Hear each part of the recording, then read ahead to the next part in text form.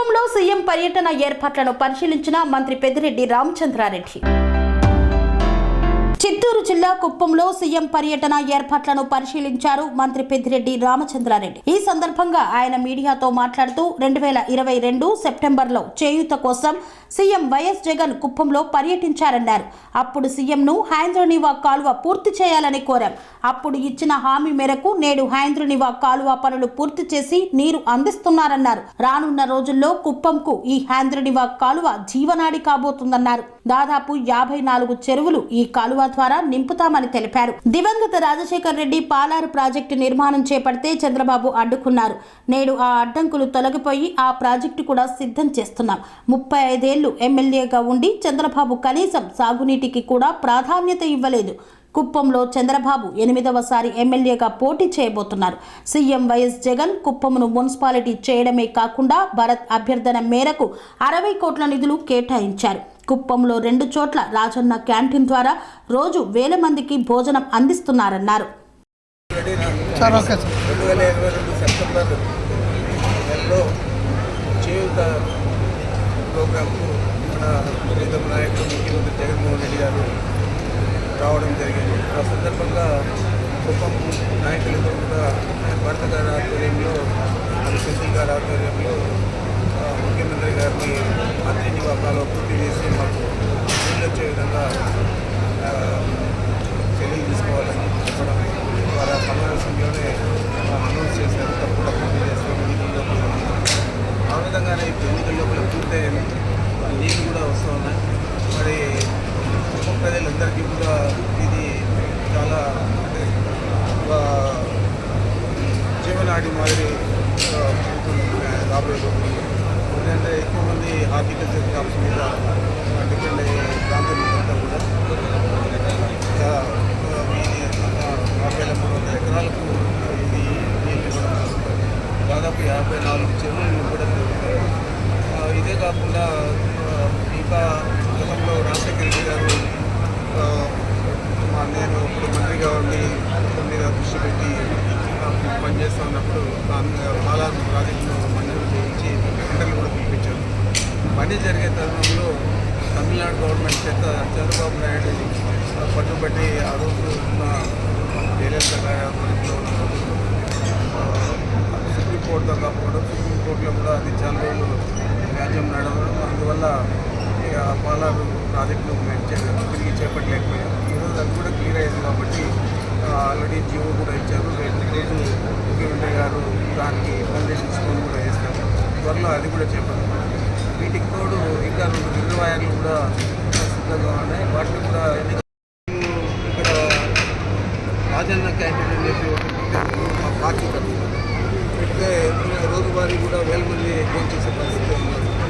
మరి వాళ్ళు మాకు ధీటుగా చేయలేక ఒక ట్రాక్టర్ మీద తెచ్చి కొంతసేపు ఇచ్చేసి వెళ్ళిపోయే పరిస్థితి. నేను 2 చోట్ల పెట్టాము క్యాంటీన్. ఉదయం కూడా పూల మార్కెట్ దగ్గర అక్కడ వచ్చే రైతులందరికీ కూడా అనుకూలంగా ఉండాలి. ఇంకొకటి మార్కెట్లో పెట్టాము. బాగా దాదాపు రోజు కూడా 1000 నుంచి 2000 మంది దాకా పనిచేస్తూ ఉన్నారు. మరి ఈ విధంగా ఏం చూసినా కూడా పార్టీ పరంగా చూసినా లేకపోతే ప్రకృతి పరంగా చూసినా జగన్మోహన్ రెడ్డి గారు తీసుకున్నంత శ్రద్ధలో 10% కూడా ఈ కుప్పం అభివృద్ధి మీద కానీ ఈ కుప్పం ప్రజల ఆకాంక్షల మీద కానీ ఇప్పుడు కూడా చంద్రబాబు పనిచేయలేదు, మాట్లాడదలుచుకోలేదు. ఎందుకంటే అది వాళ్ళ ఇంటర్నల్ వ్యవహారం. అయితే ఒకటైతే చెప్పదలుచుకున్నాను, పవన్ కళ్యాణ్ గారికి ఎక్కువ సీట్లు తెచ్చుకొని గెలిచి పదవి పొందాలనే బాధ కంటే నాకు డబ్బులు వస్తే దానిలోనే ఆలోచనతో పనిచేశాడని ఈరోజు రాష్ట్ర ప్రజలందరూ కూడా అంటున్నారు. దాంతో మేము కూడా ఎక్కిపోతున్నాం.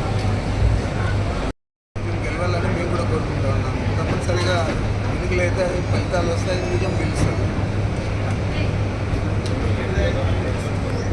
మొన్నటిదాకా జనసేన నేతలు స్పష్టంగా చెప్తూ వచ్చారు, జగన్ పవన్ కళ్యాణ్ సీఎం కావాలి అవుతాడు కూడా. ఇప్పుడు చూస్తే నిన్న ప్రకటనలో కేవలం 24 సీట్లు మాత్రమే జనసేన కేటాయించడం జరిగింది. అందులో 5 మాత్రమే కేటాయించారు. ఎట్లా చూడాలి వాళ్ళు గుర్తున్నారు? ఈ పరిస్థితుల్లో కూడా ఇక్కడ 24 గంటలు తాగునీరు కానీ సాగునీరు కానీ వచ్చే విధంగా చర్యలు తీసుకోవాలి అనేది మా ప్రభుత్వ లక్ష్యం. ఆ లక్ష్యం మీదే పనిచేస్తూ ఉన్నామని మీకు తెలియజేస్తాం. మరి మీరు గుర్తుంచుకోవాల్సింది 35 సంవత్సరాలు ఇక్కడ శాసనసభ్యుడిగా ఉన్నాడు. అలాగే 8వ పోటీ చేయబోతున్నాడు. ఈ 35 సంవత్సరాలలో 14 సంవత్సరాలు ఆయన ముఖ్యమంత్రిగా ఉన్నాడు. 14 సంవత్సరాలు ముఖ్యమంత్రిగా ఉండి మిగతా అంతా కూడా అతను ప్రతిపక్ష నాయకుడిగా ఉన్నాడు. ఏ హోదాలో కూడా అతను ఈ నదీ నివారణను తీసుకోవాలని ఆలోచన చేయలేదు. పోలవరం ప్రాజెక్టు కట్టాలనేది ఆలోచన చేయలేదు.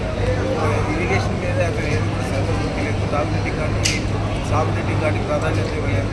కేవలం మీద 4 రోడ్లు అట్లా నల్లగా చేసి డెవలప్ చేశారు. కుప్పం అభివృద్ధి 4.5 సంవత్సరంలో మేము ఒక మున్సిపాలిటీ చేశాము. మున్సిపాలిటీకి పర్మనెంట్ బిల్డింగ్ ప్రోగ్రెస్లో ఉంది. దాదాపు 7 కోట్లతో ప్రోగ్రెస్లో ఉంది. ఆర్డీఓ అంటే రెవెన్యూ డివిజన్ చేశాము. పోలీసు కూడా చేశాము.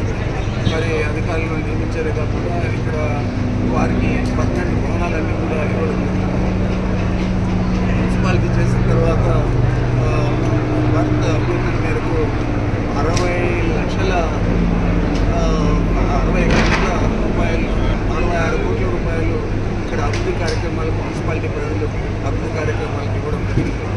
మరి ఈ విధంగా ప్రతిదీ కూడా ముఖ్యమంత్రి గారు ప్రత్యేకంగా కుటుంబం మీద శ్రద్ధ తీసుకొని ఏది అడిగినా కూడా కాదనకుండా ఇచ్చిన సంగతి ఈ కుటుంబం ప్రజలందరికీ కూడా తెలుసు. జరిగే అభివృద్ధి కార్యక్రమాలు కూడా అందరికీ తెలిసింది.